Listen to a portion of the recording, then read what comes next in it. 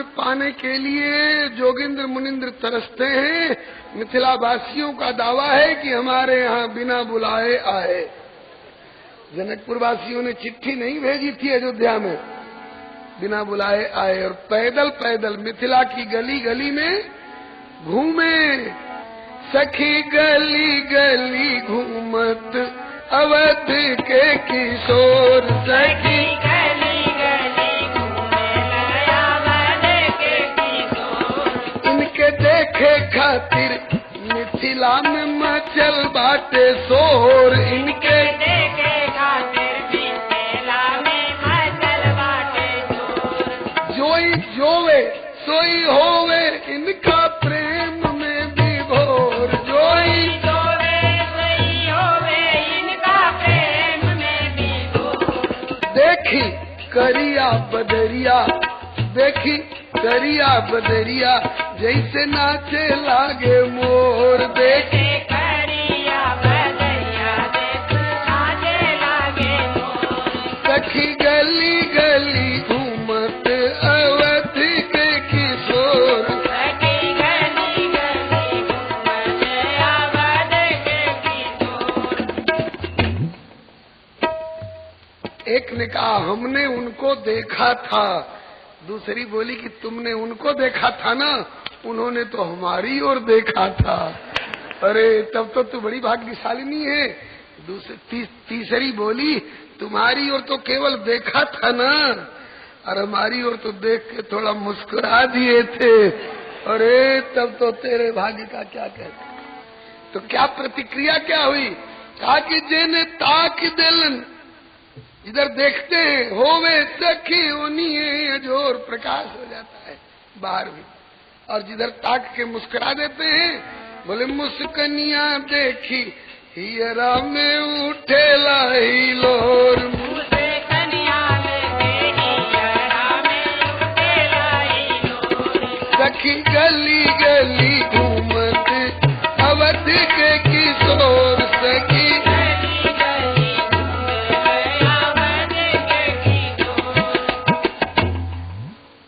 लेकिन ये तीनों लाभ किनको मिल रहे हैं? जो निचले सतह से, ग्राउंड फ्लोर से देख रहे हैं। और जो बेचारी 5 मंजिला पर थी, अब ऊपर से ताक रही, अब नीचे मुंह दिखाई पड़े थोड़े 5 मंजिला से, अफसोस करती है कि 5 मंजिला से दिखे केवल मस्तक के छोर। मस्तक दिख रहा है, मुख नहीं दिख रहा है। तो कहा कि उपाय क्या है? कहा कि नीचे चलो। कहा कि तो भी नहीं मुख दिखेगा, क्योंकि अभी हमारे घर के सामने से गुजर रहे हैं। अब 5 मंजिला से उतरना शुरू करेंगी, एक एक मंजिल में 5-5 सीढ़ी, 10-10 सीढ़ी भी होगी, तो 5 मंजिला में 50 सीढ़ी उतरते उतरते 2-4 मकान आगे चले जाएंगे, तो पीठ दिखाई पड़ेगी कि मुंह दिखाई पड़ेगा। इसी समय कोई जुक्ति करो जिससे कि मुख दिखाई पड़ जाए। तो कहा कि बहुत बढ़िया जुक्ति है। क्या? कहा कि 5 मंजिला से दिखे केवल मस्तक के छोर, तब अरे फूल फेंकी जा ताके लगी है हमनी के ओर,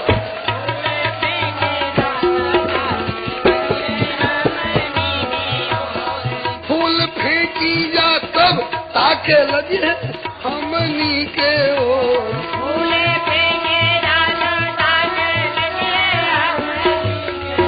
सखी गली गली घूमे ले अवध के किशोर, सखी गली गली इनके देखे खातिर नगरी में लागल बाटे होड़, इनके देखे फूल बरसाओ। जब फूल जाकर पड़ेगा तो जरूर इधर ताकेंगे तो मुख चंद्र का दर्शन हो जाएगा। सखियों ने फूल बरसाए। फूल बरसाने के कई भाव कहे हैं श्री अवध के राज्य ज्योतिषी पंडित रामनाथ शर्मा जी ने। 1-2 भाव सुन लीजिए।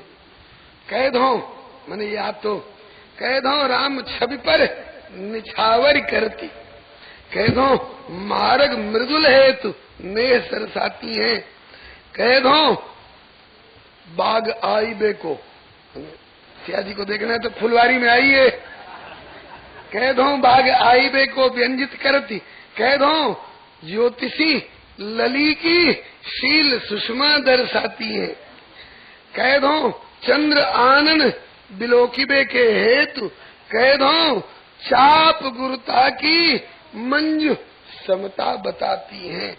कैदों कंठ आला में परेगी जयमाला जान, ये बाला मिथिला की फूल माला बरसाए। चलो फूल बरसाए तो ऊपर ताकने लगे दोनों भाई, तो कहा कि रे बड़े सुंदर हैं, जोड़ी बड़ी अच्छी रहेगी। कैसी? जैसी जनक जी की धिया, धिया माने बेटी, जैसी जनक जी की धिया सिया अति सुंदर गोर, जैसी जनक जी की धिया सिया अति सुंदर गोर, वैसे कौशल्या के लाल जी सुघर चित चोर, वैसे कौशल्या के लाल जी सुघर चित चोर। जोड़ी बहुत अच्छी रहती। हाँ रहती तो, लेकिन जोड़ी जुट पाएगी? बोले क्यों? कहा कि ये शिव जी का धनुष निगोड़ा बीच में पुराना ढांचा बन के खड़ा है, तो ये जब तक नहीं टूटेगा तब तक ये जोड़ी कैसे जुटेगी? कहा कि टूटना पड़ेगा। किसको? बोले दो में से एक को। कह तो टूटे जनक प्रण, कह टूटे शिव चाप, तब हो में कृत सब मिटे सकल परिताप। कहा कि जनक जी का प्रण न टूटे। क्यों? जनक जी जैसे सुकृति का संकल्प टूट जाए, अनसुईया जैसी सती का संकल्प टूट जाए, व्यास वशिष्ठ सरीखे संत का संकल्प टूट जाए, तो धरती नहीं टिक सकती। धनुष को ही टूटना पड़े। शंकर जी से प्रार्थना करो। हम तो शंकर जी से मांगवी है दोनों कर जोर, इरौरा धनुहा कठोर के रघुनंदन देवे तोर। और कदाच अकेले दुकेले की प्रार्थना में कुछ कमजोरी रहे तो सब मिल के अपने अपने इष्ट देव कुलदेव गुरुदेव को मनाइए।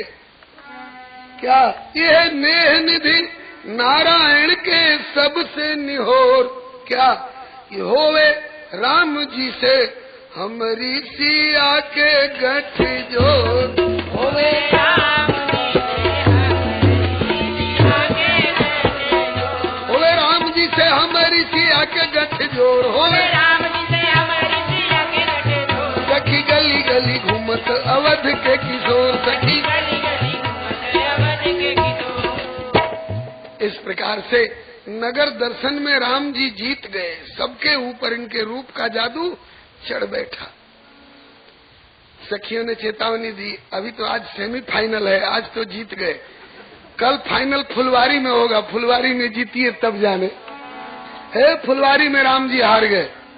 अब तक राम जी रामचंद्र थे और दुनिया के लोचन चकोर थे, और फुलवारी में गए तो सिया जी का मुख हो गया चंद्र और राम जी के लोचन हो गए चकोर। एक तरफा बात नहीं कही जाएगी। फुलवारी का सारांश एक दोहा में, सियाजू निरखे राम दिश, सियाजू निरखे राम दिश और राम सियाजू की ओर।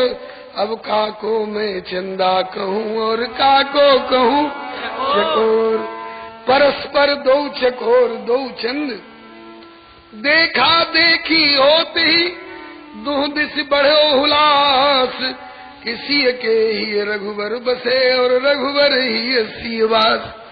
और दोनों को आशीर्वाद मिला बड़ा जोरदार। इधर माँ गिर जाने और उधर गुरुजी ने सुफल मनोरथ हूँ ही तुम्हारे। अब धनुष की क्या मजाल जो ज्यादा देर तक टिका रह जाए। तोड़े धनुष भूप सब हारे,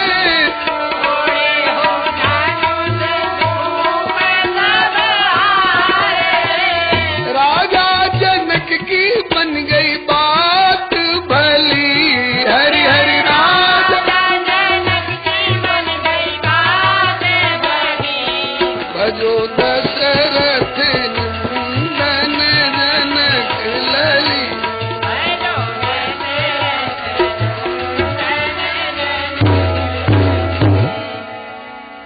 धनुष टूटा। श्री मिथिलावासी हर्षित हुए। अब जयमाला की बात आई तो आई सियाजू संग सहेली आई और बर्मा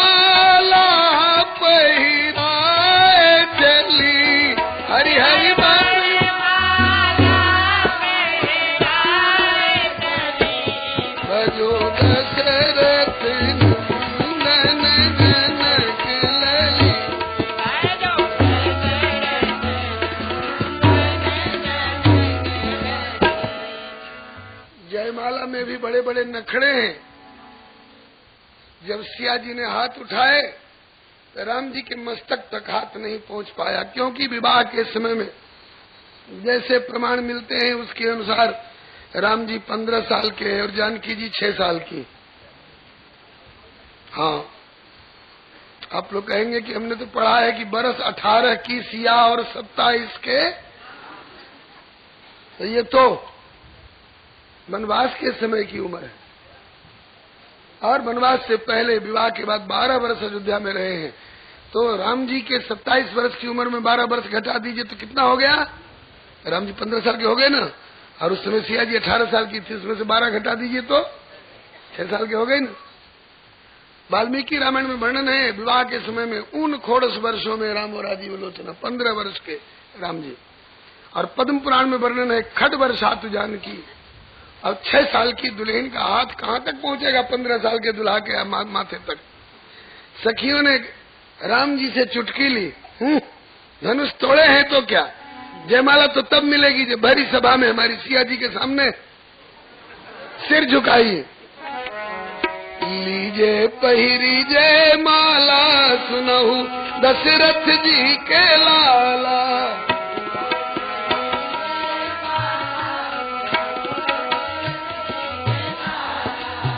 सिय सन्मुख निज शीस झुकावहु, सिय सन्मुख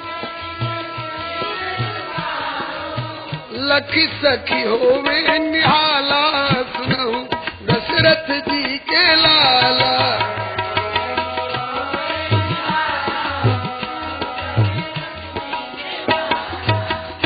राम जी बोले कि वाह, इतना बड़ा काम किया जो कोई नहीं कर सका, धनुष भी तोड़े और भरी सभा में दुल्हन के सामने सिर भी झुकाना पड़ेगा। बोले हाँ, तोड़े धनुष तऊ झुकनो पड़ेगो,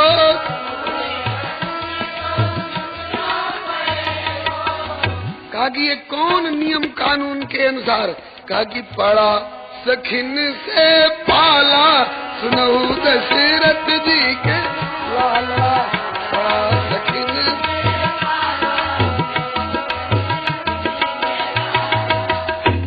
तब तक लखन लाल जी ने सोचा कि कहीं भैया भोलापन में सिर झुका न दे, हमारी मूंछ नीची हो जाएगी। हम क्यों झुके? एक तो क्षत्रिय, उसमें भी रघुवंशी क्षत्रिय, उसमें भी आज हम वर पक्ष वाले हैं। वर पक्ष क्यों झुकेगा? कन्या पक्ष को गरज हो तो 1000 बार झुकता रहे। लक्ष्मण जी ने इशारा कर दिया, भैया मत झुकना। अब राम जी बड़े असमंजस में, झुकते हैं तो लक्ष्मण अपनी तौहीनी मान लेंगे, और नहीं झुकते हैं तो सिया जी का हाथ दुख रहा होगा, माला उठाए उठाए, हम कब तक खड़े रहेंगे? लक्ष्मण जी ने सोचा कि तो बड़ा असमंजस हो गया। अब झुकते हैं तो मेरी तौहीनी, नहीं झुकते हैं तो दोनों परेशान। तब क्या करें? तब हम ही कोई उपाय निकालें। तो लक्ष्मण जी ने उपाय क्या निकाला? सोचा कि अगर ये मुझसे छोटे रहते तो मैं इनकी पीठ थपथपाता, बराबर के रहते तो गले गले मिलते हैं। मुझसे बड़े हैं, इतना बड़ा काम किए, इस खुशी में हम सामने से दंडोत प्रणाम करेंगे। तो जब हम दंडोत प्रणाम करेंगे तो हमको उठाने के लिए झुकेंगे, बस उसी समय जानकी जी जयमाला डाल दें। ये किसी संत का भाव है। कहा कि असमंजस लख के लखन कीन्हे दंड प्रणाम, तो पड़े भूमि लख अनुज को झुके उठावन राम। अब दोनों भाई सोच रहे हैं कि अब जयमाला पड़ी, अब जयमाला, अब दोनों भाई सोच रहे हैं कि अब जयमाला पड़ी, अब जयमाला पड़ी। अब भोली भाली सिया जी डाल भी देती, तब तक सखियों ने इशारा कर दिया। बस सिया जी जैसे इन्होंने झुकने में देर करी, ऐसे आप इतनी सी देरी कर दो माला पहराने में, हम लोग एक रस की बात कह देंगे, आनंद आ जाएगा, फिर पहरा देना। तो सखियां बोली कि देख लो दुनिया वालों, चतुराई का क्या नतीजा निकला। कहा कि प्रणत लखन भू पर पड़े, प्रभु झुकी रहे उठाए, तो सिय की चतुर सहेलियां बोली जुगती बनाए। पहले तो झुकते न थे सिय सन्मुख रघुनाथ, अरे अब तो सिय के चरण पर झुके पड़े दो भ्रात। सियावर रामचंद्र की आई सिया जू संग सहेली आई,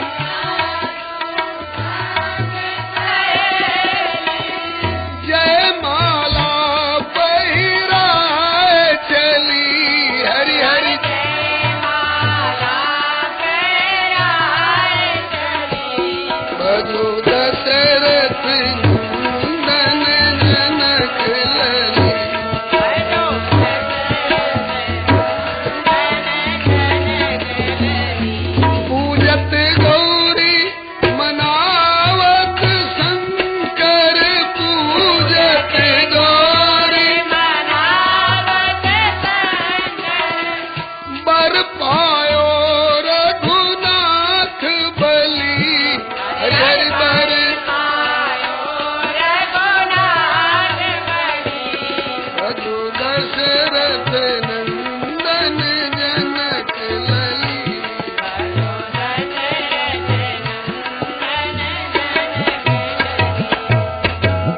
गजमोतिन के चौक पुराए, गजमोतिन के चौक पुराए, मंगल गावे सब पुर की अली। हरि हरि मंगल गावे सब पुर की अली। दशरथ नंदन जनक लली।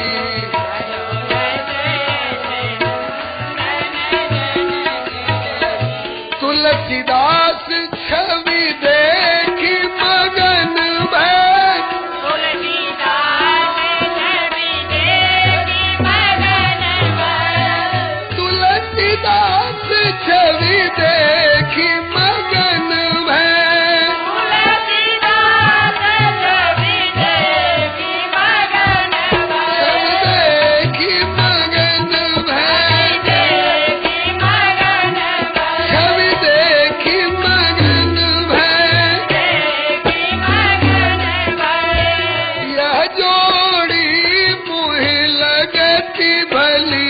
हरि हरि जोड़ी मोहे लगती भली।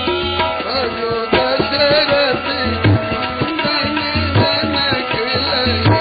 भजो दशरथ इस धनुर्भंग और जयमाला को एक श्लोक में श्री सुखदेव जी ने वर्णन किया। यो लोक वीर समितौ धनुरैषमुग्रम सीता स्वयंवर गृहे त्रिशतोपनीतम आदाय बाल गजलीलैवेक्षयष्टिम सज्जीकृतम नृप विकृष्य भंज मध्य। इसके बाद जनक जी ने विश्वामित्र जी के चरणों में प्रणाम किया। आपकी कृपा से दोनों भाइयों ने मुझे कृतकृत्य कर दिया, अब क्या होना चाहिए। दशरथ जी बोले कि दूत अवधपुर पठवऊ जाई, आने नृप दशरथ ही बुलाई। अब जल्दी क्या है, तसल्ली से बुलाइए बारात को लेकर के। दशरथ जी आवे। निमिकुल रघुकुल मिल रचे मिथिला अवध उछा, सुख पूर्वक संपन्न हो सिय रघुवीर विवाह। तो मिथिला पति मुनि आयस पाई, समधि को पाती पठवाई। और चिट्ठी जब गई तो दशरथ जी बाँचते बाँचते कभी आंखों से आंसू बरसने लगते हैं, कभी चेहरा फक हो जाता है, कलेजा धक हो जाता है, और कभी खिल उठते हैं।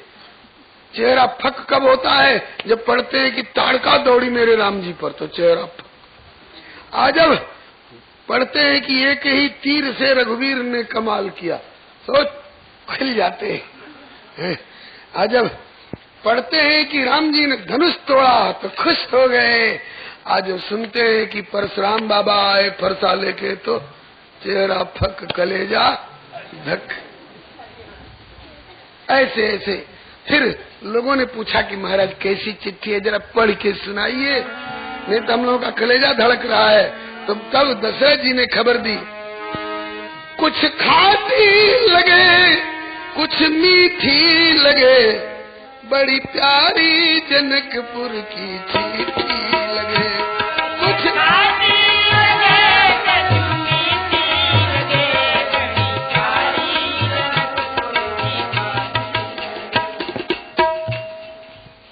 माल में खबर गई। हाँ, भरत शत्रुघ्न खेल रहे थे, कहीं दौड़े आए, पिताजी चिट्ठी आई है। हाँ लाल जी चिट्ठी आई। अब जनकपुर के दूत सोच रहे हैं कि इन दोनों को हम जनकपुर में छोड़ के आए, ये दोनों यहाँ कैसे आ गए। बाकी दोनों जोड़ी एकदम एक शरीक। बताया गया कि वो राम लक्ष्मण है, ये भरत शत्रुघ्न है। अरे सरकार बिल्कुल एक जैसे लगते हैं। कहा कि तुम क्या अयोध्यावासी अभी पहचानना मुश्किल में पड़ जाते हैं कि कौन राम है और कौन भरत है। भरत जी माल में खबर लेकर के गए, माल में चिट्ठी ले जाई गई। ले ही परस्पर पर अति प्रिय पाती, हृदय लगाई जुड़ा वही छाती। फिर पुनि उठ भूप वशिष्ठ को दीन पत्रिका जाए। गुरु जी के यहाँ पत्रिका ले जाकर, गुरु जी आपका आशीर्वाद फलीभूत हुआ क्या? आपने कहा था ना नारायण जुगल जाए आई है चतुर होई के, और चारों अगर जाई है तो 8 होई के आई है।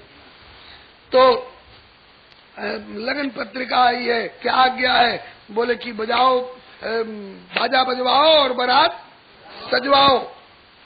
दशरथ जी ने कहा बारात कब चलेगी? कहा कि कल सवेरे। कहा कि ब्याह कितना दिन है? बोले 1.5 महीना अभी। कहा इतना पहले बारात जाके क्या करेगी? लड़की वाले क्या सोचेंगे? कहा कि इसमें लिखा है बारात शीघ्र लेके जनकपुर पधारिए जी, बारात शीघ्र लेके जनकपुर पधारिए जी, कृतार्थ कीजिए निज चरण धूल डारिए जी, कृतार्थ कीजिए निज चरण धूल डारिए जी, हमें दर्शन दे अपने लाल को निहारिए जी, हमें दर्शन दे अपने लाल को निहारिए जी, हमारी सौंपी अपनी छाती को संभारिए जी, हमारी सौंपी अपनी छाती को संभारिए जी, क्षमा कीजिए पत्री में जो कुछ ढीठी लगे, क्षमा कीजिए जो पत्री में कुछ ढीठी लगे, बड़ी प्यारी जनकपुर की चिट्ठी लगे, बड़ी प्यारी जनकपुर की चिट्ठी लगे। दशरथ जी ने गुरु जी की आज्ञा से 84 कोस राजधानी में न्योता फिरा दिया, जिसकी इच्छा हो बारात चले। नारद जी ने कहा राम जी केवल 84 कोस वालों की बपौती नहीं है, तुम 84 कोस में न्योता फिराओ और मैं 84 लाख जोनी में न्योता फिराऊंगा। और ये कह करके कि तुमने भगवान के अवतार बहुत देखे होंगे, लेकिन आज तक किसी अवतार में मोर सेहरा नहीं देखा होगा, नर का वर वेश देखा होगा। आज सौंदर्य सिंधु वर बन करके आने वाला है, इसलिए अवश्य देखिए देखन जोगू। नारद जी से बढ़ के पब्लिसिटी करने वाला कौन हो सकता है? अब सोचिए 3 लोग 14 भुवन के लोग जब चले, रास्ते के लोग कहते हैं कि इतने लोग कहाँ जा रहे हैं? तो बड़े अयोध्यावासी कह रहे हैं, बोले कि चले बाराती हम तो जनक नगर जाएंगे, चले बाराती हम तो जनक नगर जाएंगे, पूछा किस लिए जाएंगे? बोले कि मिथिला में बंदी बने राम को छुड़ाएंगे, मिथिला में बंदी बने राम को छुड़ाएंगे, मिथिला वालों ने हमारे राम जी को गिरफ्तार कर लिया है, बांध लिया है, छुड़ाने जा रहे हैं। कहा कि कुछ उन्होंने गड़बड़ कर दिया होगा। बोले पहले तो सबका दिल चुरा लिया था, और उसके बाद एगो पुराना धनुष धनुष कह लीजिए, एक पुराना धनुष था उसको तोड़ दिया, बस उन लोगों ने बांध लिया है, आने नहीं देते, तो उनको छुड़ाने जा रहे। समझ गए लोग मजमून से कि ब्याह होने वाला है। तो कहा कि तो जिस बंधन में मिथिला वालों ने बांधा है उस बंधन से छुड़ा सकोगे? आज तक कोई छुड़ा सका है? कहा कि भरसक कोशिश करेंगे कि मिथिला में बंदी बने राम को छुड़ावेंगे, और न छुड़ा पाए तब क्या करोगे? ये भी सोच के जाओ। बोले कि छुड़ा न पाए तो बंधे हुए ही लावेंगे, छुड़ा न पाए तो बंधे हुए ही लावेंगे, अवध के लोग सकल जीवन फल पावेंगे, अवध के लोग सकल जीवन फल पावेंगे। ये तो पहला गांव था, वहाँ सवाल उठा था। दूसरा गांव रास्ते में मिला, लोगों ने पूछा इतने लोग इतने धूमधाम से कहाँ जा रहे हैं? बड़ी शान से उत्तर दिए बारात जा रही है। पूछा कहाँ से चले? बोले अयोध्या से चले हैं। कहाँ तक जाना है? बोले जनकपुर तक जाएंगे। और अब एक सवाल कर दिया कि इसकी इतनी लंबी चौड़ी बारात के दुल्हा कहाँ है? अरे राम राम, अब क्या जवाब दें? लगा कि चक्का पंचर हो गया, घूंघट मार के कहीं छिप जाए। अरे कहीं दुल्हा होंगे? बोले यहाँ तो नहीं है। कहा कि देखी न ऐसी बारात जी जैसी रघुबर तुम्हारी, देखी न ऐसी बारात जी जैसी रघुबर तुम्हारी, चली बारात देश को सल से, चली बारात देश को सल से, जनक नगर को जात जी मग लोग निहारी, जनक नगर को जात जी मग लोग निहारी, पूछे लोग कहाँ है दुल्हा, पूछे लोग कहाँ है दुल्हा, अब तो सुन सुन के अवधि लजात जी, क्या कहिए बिचारी।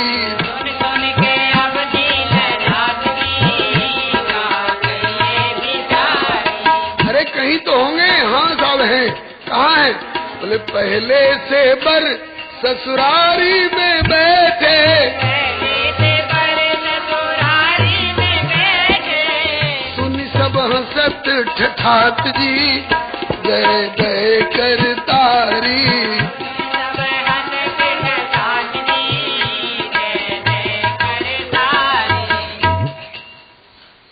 लोगों ने कहा कि ऐसी बारात तो आज तक देखने की कौन के सुनने में नहीं आई कि बारात जा रही है दूल्हा पहले ससुराल में।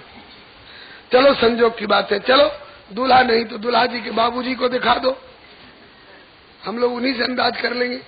गाय पर पूत, पिता पर घोड़ा, अधिक नहीं तो थोड़ा थोड़ा हम दूल्हा के बाबूजी से अंदाज कर लेंगे। तो कहा कि कहा बैठे हुए हैं? रथ पर। इनका नाम क्या है? बोले दशरथ जी। कहा कि इस बारात की दूसरी विशेषता भाई, एक रथ ऊपर बैठे दशरथ,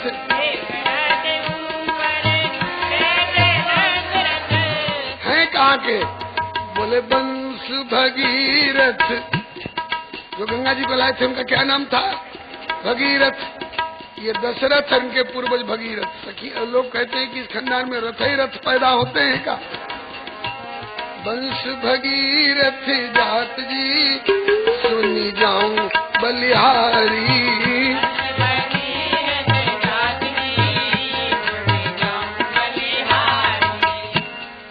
श्री हरे नमः। अच्छा, दशरथ जी को चिंता लगी, अभी तो रास्ते में कितने नगर और गांव मिलेंगे, सब पूछेंगे दूल्हा कहाँ है। गुरु जी से पूछना चाहिए। गुरु जी से पूछा, गुरु जी लोग कहते हैं दूल्हा कहाँ है, तुमने क्या कहा? बोले कह दिया कि ससुराल में। बड़ी हंसी हो रही। कहा कि ऐसे कहोगे तो हंसी होगी, तो क्या कहना चाहिए वही तुम जानना चाहते हैं।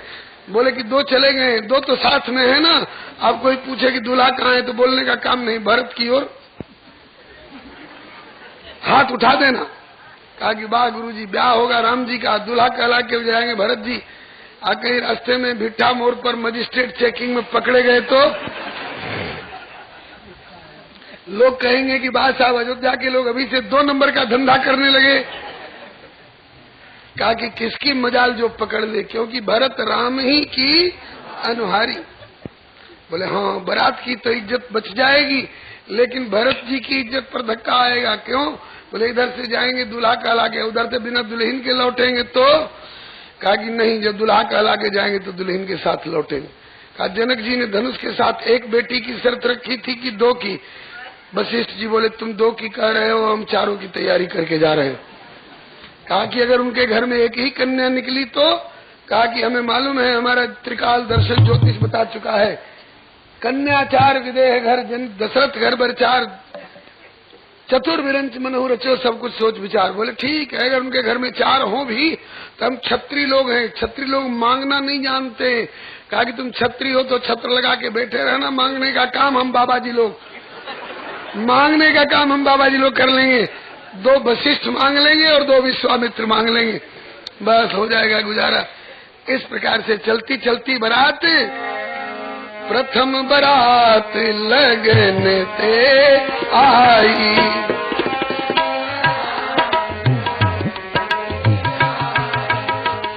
तातेपुर प्रमोद।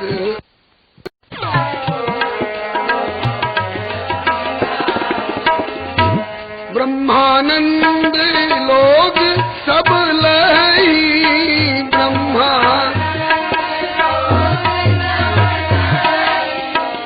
बढ़ऊ दिवस निश विधन कहीं, बढ़ऊ दिवस। बहुत सुंदर जनवासा दिया गया। इतना बढ़िया प्रबंध है कि नित नूतन सुख लख अनुकूले, सकल बरातिन मंदिर भूले।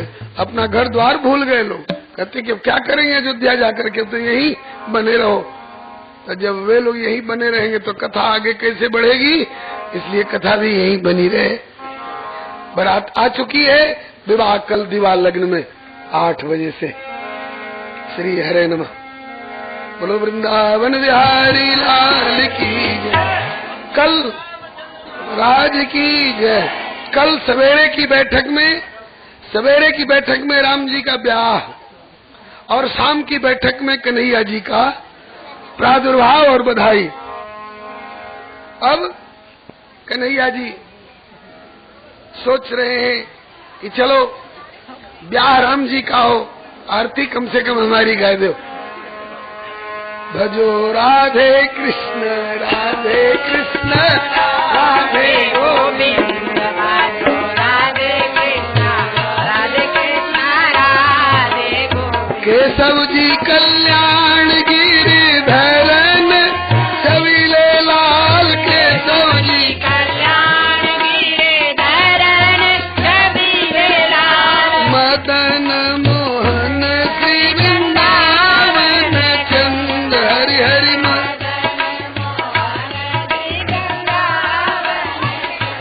भजो राधे कृष्ण राधे गोविंद, भजो राधे कृष्ण राधे कृष्ण राधे गोविंद। देवकी को छैया बलभद्र जी को भैया लाल, देवकी को छैया बलभद्र को भैया लाल, जाको मुख देखे देखा डट जम भंग, हरि हरि जाको भजो राधे कृष्ण चतुर्भुज चक्र पाणी देव की नंदन देव, चतुर्भुज चक्र पाणी देव की नंदन देव, नंद को नंदैया स्वामी असुर निकंद, हरि हरि नंद को नंदैया स्वामी असुर निकंद। भजो राधे कृष्ण राधे ब्रजपति ब्रजराज सुरन के सारे ताज ब्रजपति, मुरलीधर नैना देखते आनंद, हरि हरि मुरलीधर भजो राधे कृष्ण यादवपति यादव राय संतन सदा सहाय, यादवपति हरि जैसे गावे स्वामी परमानंद, हरि हरि हरि जैसे गावे भजो राधे कृष्ण राधे गोविंद, भजो राधे कृष्ण। श्री भागवत महापुराण एकादश दिवसीय कथा सत्र का 8वां दिवस है। श्री प्रभु कृपा से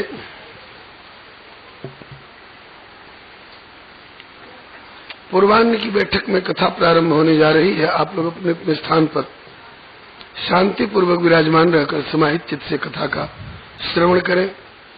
श्री प्रभु कृपा से पूर्व प्रसंग में आपने श्री नवम स्कंद में श्री सूर्य वंश वर्णन क्रम में मर्यादा पुरुषोत्तम भगवान श्री रामचंद्र जी महाराज के द्वारा धनुर्भंग, श्री जानकी जी के द्वारा इन्हें जयमाला समर्पण तथा श्री अवध से श्री राम बरात आगमन प्रसंग पर्यंत कथा का श्रवण किए। अब आगे की चर्चा में श्री सुखदेव जी कहते हैं, जित्वानुरूप गुणशील वयोंग रूपाम सीता विधाम श्रीमुरस्य विलब्धमानम।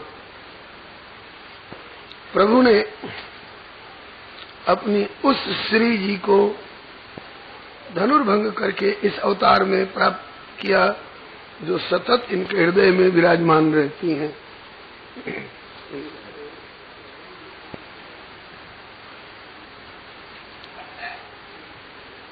अब कैसे प्राप्त किया उसकी व्याख्या में आज श्री राम विवाह की चर्चा होनी है।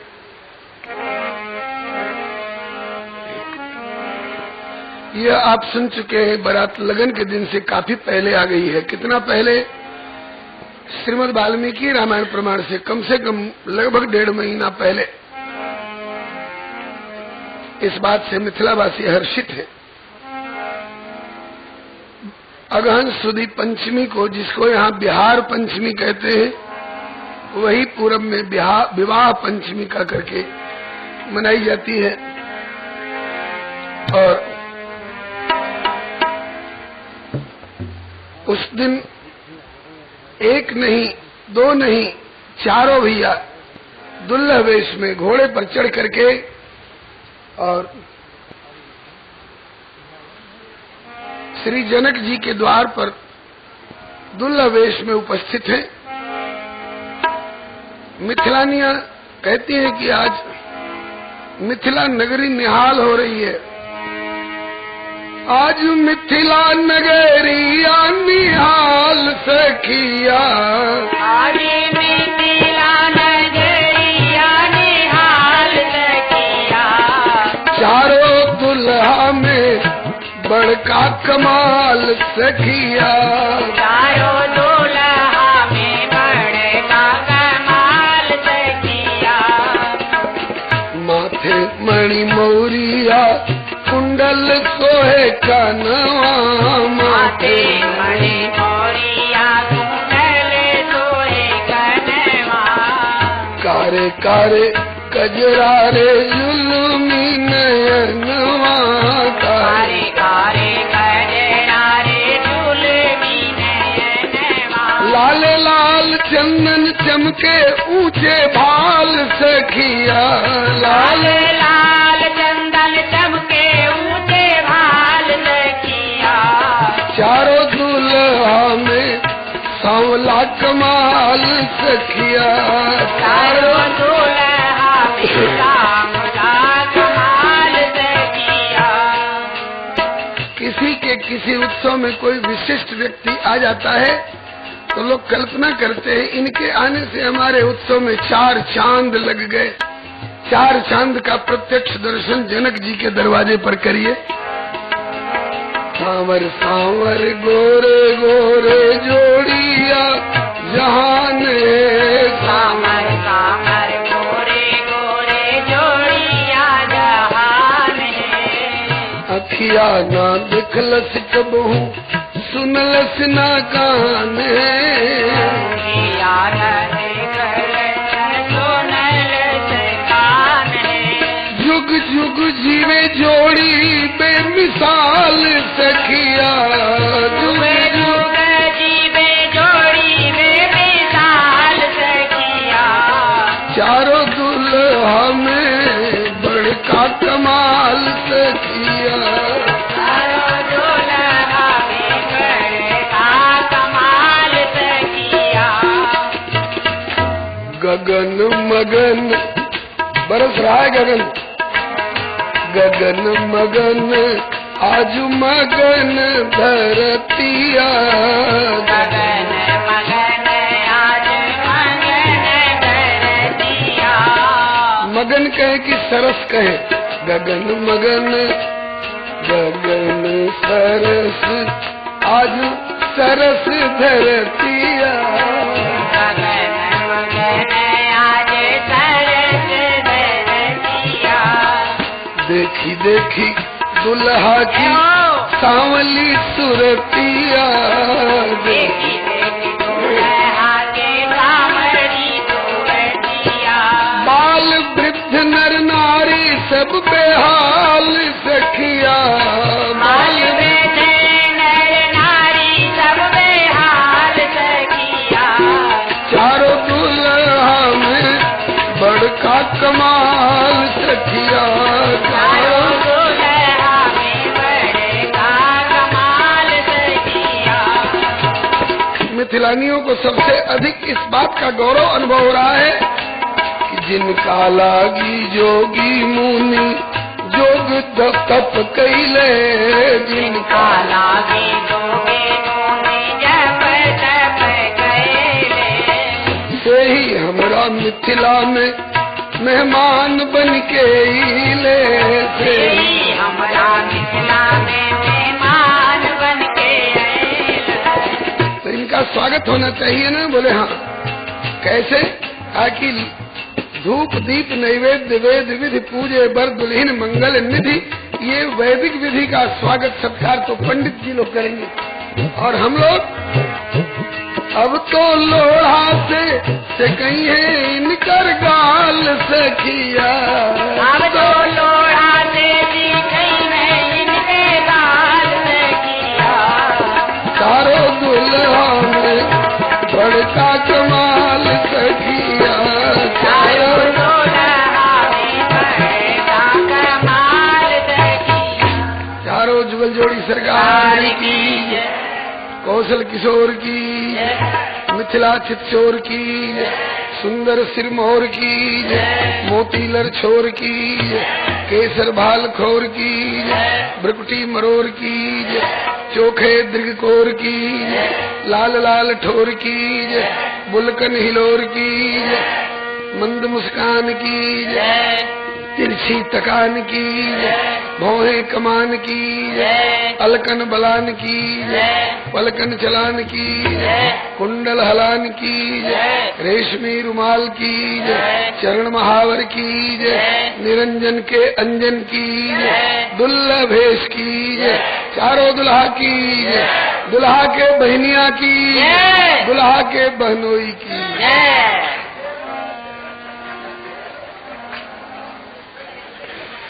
श्री हरे नमः। ये सब मिथिलानियों के चुटकुले हैं।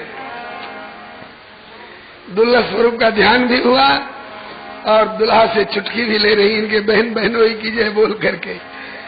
अरे आपके हंस पड़े दुल्हा की बतीसी खिल रही है। बोले बैकुंठ में ये आनंद कभी नहीं आया था जो ससुराल वालों की ये आड़ी टेढ़ी व्यंग्य विनोद बातों को सुन करके आ रहा है।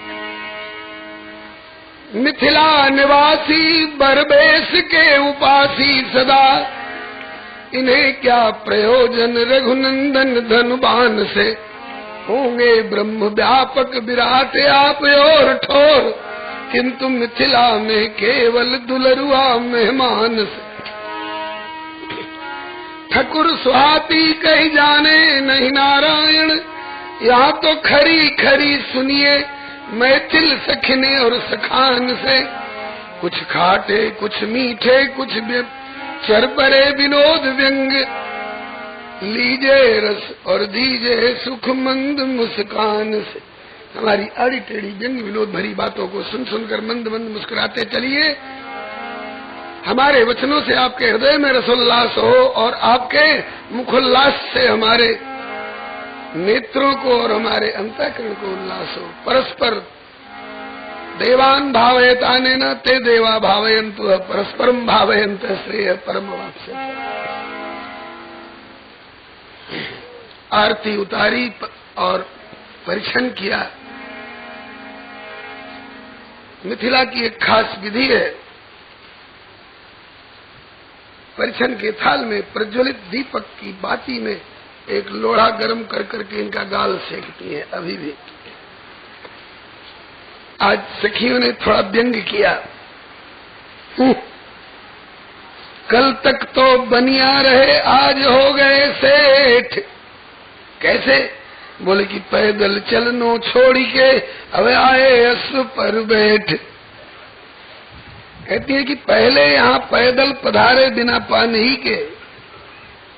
ये मिथिला का चमत्कार है जो घोड़ा पर बैठने को मिल गया। क्या घर में घोड़ा नहीं है क्या? कहा कि होता तो पहली बार विश्वामित्र जी के साथ आए तो पैदल क्यों आए? और पैदल ही नहीं, बिना जूती के, जूती पहन के नहीं आए। बिन पान ही गमन फल भोजन, शयन भूमि तरछाही, सरसरितन जलपान, शिशुन के संग सेवक नाही।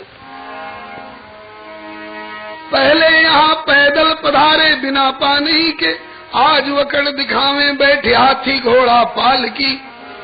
देखी सब सेखी होत मिथिला बरेखी, शान बढ़ गई बिसेखी, आंख देखी गति हाल की। उतर पधारो पग पैदल ललित गति, उपमा बतावे सखी एक एक चाल की।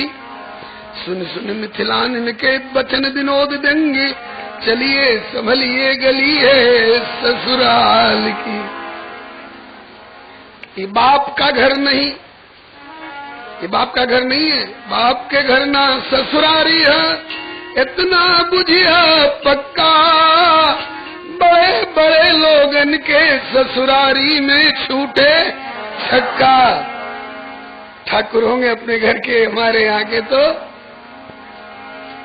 मेहमान है बलिहारी। इन बातों को सुनकर लखनलाल जी की त्योरी थोड़ी चढ़ने लग गई और होंठ फड़कने लग गए। जवाब दूं, क्या समझ रखा है, हम चक्रवर्ती राजकुमार हैं। अरे वो तो गुरुजी पैदल का नेम ले रखे थे यज्ञ का कलाया बंधवाने के कारण, इसलिए हम उनके साथ साथ हीनान्न वस्त्र वेशस्यात् सर्वदा गुरु सन्निधौ, इसलिए आ गए पैदल और बिना पनी के। इसको मखौल बना रखा है।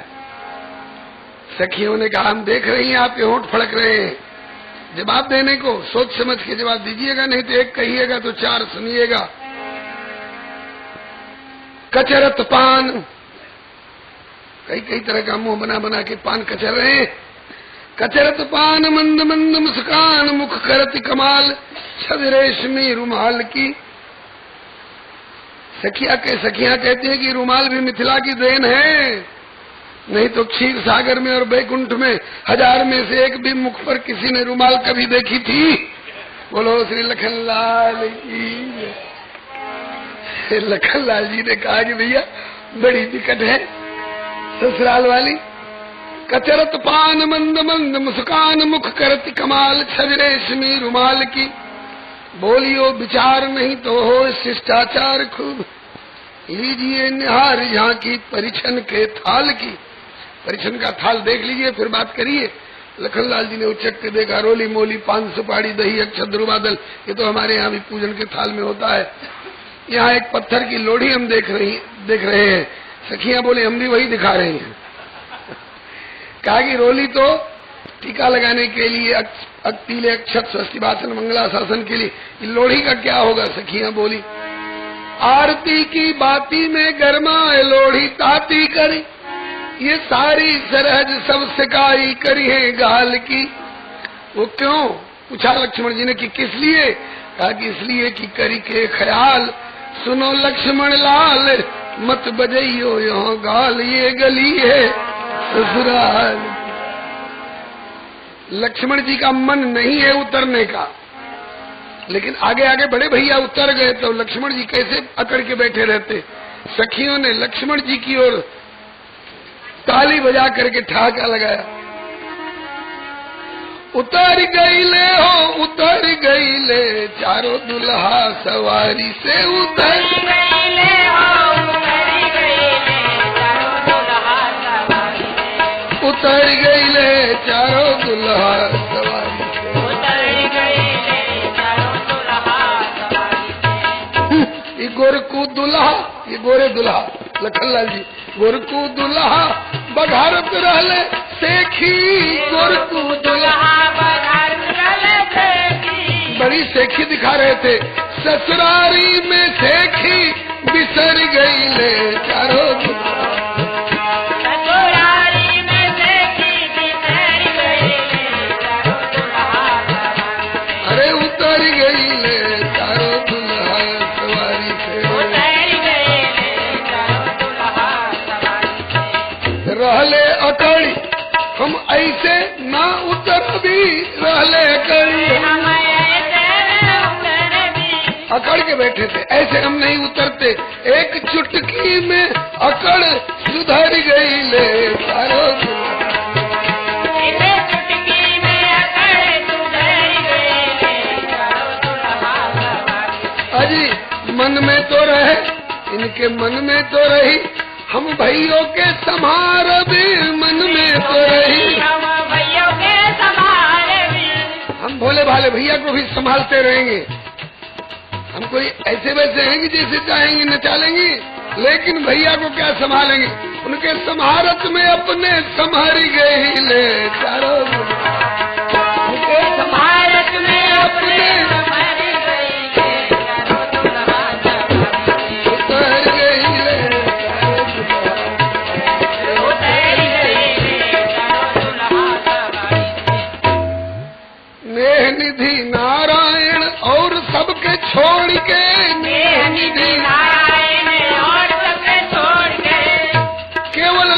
लक्ष्मण के पीछे पड़ गई ले चारों दुल्हा, केवल लक्ष्मण के पीछे पड़ गई ले चारों दुल्हा, उतर गई ले चारों दुल्हा, उतर गए ले चारों दुल्हा। जो ज्यादा चिढ़ते हैं ना उनसे ज्यादा छिड़खानी की जाती है। लखनलाल जी थोड़े तेज स्वभाव के हैं। अच्छा, तो लखनलाल जी नाराज हो गए होंगे। बोले क्यों नाराज क्यों होंगे? कहा कि सुन सुन के मिथिला की मीठी मीठी बोलिया, सुन सुन के मिथिला की मीठी मीठी बोलिया, अरे चारों दुल्हा जी प्रेम में भर गए ले चारों दुल्हा, चारों दुल्हा जी प्रेम में भर गई ले चारों दुल्हा सवारी, उतरी गई ले चारों दुल्हा सवारी से, उतरी गई ले चारों दुल्हा सवारी। चारों जुगल जोड़ी सरकार की। खड़े हो गए दुल्हा, सखियों ने ताली बजाई, अब खड़े हो गए। एक ने कहा खड़े होने के लिए नहीं कहा गया है, उतर के चलना है मंडप के लिए विवाह। तो तमक के कदम बढ़ाए, कहा ठहरिए, इतनी उकताहट क्यों, दुल्हन तो मिलेगी ही। खड़े हो गए। एक ने पूछा कदम बढ़ाने के पहले, एक सखी कहे माँ बहनों के नाम बतावे, माँ और बहन के नाम बतावे। लक्ष्मण जी ने कहा कि सब जगह तो पिताजी का नाम पूछा जाता है, यहाँ माँ बहन का नाम क्यों पूछा जाता है? कहा कि उनकी कीर्ति गाई जाएगी। लखनलाल जी कहते हैं कि हम समझ रहे हैं कि कीर्ति गाई जाएगी कि उनकी फजीती करी जाएगी। कहा कि रस्म है, बताइए। अगर पिताजी का ही नाम बताने की उतावली है तो पहले पिताजी का ही नाम बताइए, पहले उन्हीं की खबर ली जाएगी। एक सखी का कही लाल जी नाम पिता के, तो इसमें क्या है? बोल उठे लक्ष्मण ऋषिया के, लोग कहता हूँ नाम पिता के दशरथ मोरे। तो सखी पूछे कि उनमें घोड़े जुते कि रथ बिन घोड़े? अरे कहा कि ये अर्थ है थोड़े।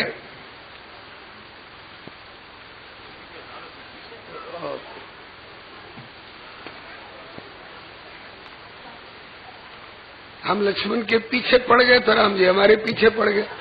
बोलो भगवत्सल भगवान की।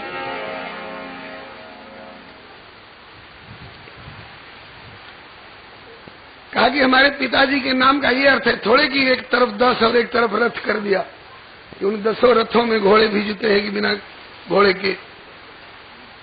बोलिए श्री जुगल सरकार की। वो चारों तरफ सबको दर्शन दे रहे हैं। अच्छा, एक सखी कही लाल कर धनुषर का है, धनुष बाण क्यों? एक सखी कही लाल कर धनुषर का है, बोले रघुवर वीर जाति हम धर्म निभाए। सखी बोली आश्चर्य अवध में वध क्या जाने, जिस नगरी का नाम अवध न वध यत्र, वहां के लोग वध क्या जाने। दूसरे भाई बोले उसका प्राचीन नाम अयोध्या है, तन्मध्ये नगरी दिव्या सा अयोध्या प्रकृता। अब तो भी सुनिए, सखी बोली आश्चर्य अवध में वध क्या जाने, और अयोध्या जिसका नाम कहां से योद्धा आने। वैसे अयोध्या शब्द का अर्थ है न युद्धम शक्या या सा अयोध्या, जो औरों से इतनी सक्षम हो कि औरों के द्वारा इससे युद्ध करने योग्य नहीं है, किसी की हिम्मत नहीं जो अयोध्या से युद्ध कर ले। तो न युद्धम शक्या या सा अयोध्या। लेकिन सखियों ने कहा कि वहां योद्धा कहां से आ गए। एक सखी कह करे भरत जी हमसे बातें, आप कहोगे सत्य बड़े सज्जन कहलाते। सुने आपकी माताओं के नाम विचित्रा, आपकी माताओं के नाम बड़े विचित्र विचित्र सुनने को मिलते हैं। तो भरत कहो कौशल्या केकई और सुमित्रा, नाम तो सही बताए लेकिन गलती हो गई कि लगातार कह गए। अब मिथिलानियों की पंडिताई देखिए। कहा कि एक सखी श्री हरि सुने आपकी माताओं के नाम विचित्रा। तो भरत कहे कौशल्या, कैकेयी और सुमित्रा। तो भरत बचन सुन सब सखी, हंसे ठक्का मारी के कि कौशल्या के कैकेयी का के इधर निकाल लिया। उसके बाद क्या बचा? कई, एक दो नहीं कई। कहा कि कौशल्या के कई और सुमित्र हैं। बोले धन्य है वधपति नारी के। बोले आज समझ में आया कि दो गोरे और दो कारे क्यों हैं। आज विचित्र विचित्र अर्थ निकालती हैं। इस प्रकार से छेड़खानी करती हुई फिर कहा कि अब कदम बढ़ाइए। जब कदम बढ़ाए तो एक ने कहा कि सखी देखो तो सही इनकी चाल कैसी लग रही है। पग धीरे धीरे धीरे, पग धीरे कैसे दुल्हा धरते है सखी। धीरे धीरे कैसे पग रख रहे हैं। बोले कि चले धीरे जैसे कोल्हू के बरद है सखी। चले धीरे जैसे कोल्हू के बरद है सखी। ऊपर से लगता है गाली दे रही है, बड़ी भद्दी उपमा दे रही है, लेकिन ध्यान रखिएगा ये देह नगरी की गारी नहीं है, विदेह नगरी की गारी है। जो देहाध्यास से बहुत ऊपर उठे हुए इनके दिव्य आध्यात्मिक दार्शनिक पक्ष को भी प्रस्तुत कर रही है। साथ साथ कहा कि पग धीरे कैसे दुल्हा धरते सखी, कहा चले धीरे जैसे कोल्हू के बरद। बैल नहीं, शब्द पर ध्यान दीजिएगा, बैल कहने से अर्थ बिगड़ जाएगा। बरद कह रही है। कहा कि ये बरद है। कहा कि हाँ। ऐसी उपमा में कौन है विवेक है सखी। कहा कि बर और बरद के नाम गुण एक है सखी। बर बरद के नाम गुण एक है सखी। कैसे? कहा कि अह बरद वही जो बरदानी है सखी। बादल को जलद कहते हैं क्योंकि जलम ददाती थी जलदा है, तो ये बरम ददाती थी बरद। यहाँ तो बरद ही कहा है। दाक्षिणात्य महानुभाव लोग तो बरद राज भगवान कहते। अच्छा, इस अर्थ में तो ठीक कहा, लेकिन बरद बैल को भी तो कहते हैं। कहा कि तो इसीलिए तो कहा कि बर और बरद के नाम गुण एक है सखी। कैसे? कहा कि बरद वही जो दे बर और बरद वृषभ को नाम। बोले तो भी कोई दोष आपत्ति नहीं, क्योंकि वृषभ धर्म को रूप है और धर्म रूप श्री राम। इसी श्रीमद् भागवत में परीक्षित जी ने कहा है, धर्मम ब्रवीष धर्मज्ञ धर्मो से वृष रूप धृक। बरद रूप में वृषभ रूप में आप साक्षात धर्म है। तो जब धर्मों से वृष रूप धृक, तो राम जी के लिए भी वाल्मीकि रामायण में कहा है रामो विग्रहवान धर्म। अर्थ जच गया? बोले हाँ जच गया। बरद तक का अर्थ जच गया, लेकिन तुमने एक शब्द और खटकने वाला उसमें कहा है। क्या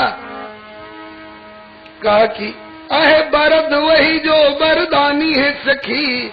अरे लेकिन कोल्हू के बरद क्यों प्रमानी है सखी। लेकिन कोल्हू के बरद क्यों प्रमानी है सखी। कोल्हू का बरद क्यों कहा? कोल्हू का कह देने से अर्थ बिगड़ता है, कहा तो भी अर्थ बिगड़ता नहीं है, क्योंकि तेरे कोल्हू के बरद सरसों घानी है सखी। और ये 84 लाख जोनी के विधानी है सखी। ये 84 लाख जोनी के विधानी है सखी। कोल्हू चक्र समान जग ये 184 फेर, और उसके प्रेरक राम रहे सदा विमुख जीव को फेर। गीता से साबित होता है ईश्वर सर्वभूतानां हृदय तिष्ठति ब्राह्मण सर्वभूतानि यंत्रारूढ़ानि माया। हाँ, उपमा तो जच गई, लेकिन चाल बदल गई। अब तो लंबी डेग चाल कैसी लागे सखी। अब लंबी डेग वाली चाल हो गई। अब चाल कैसी लग रही है? कहा कि छोटी बंधन से अज जैसे भागे है सखी। अज नहीं जचा। क्यों? बोले अज तो बकरा के लोग सब कहे सखी। कहा कि अज ये हूँ और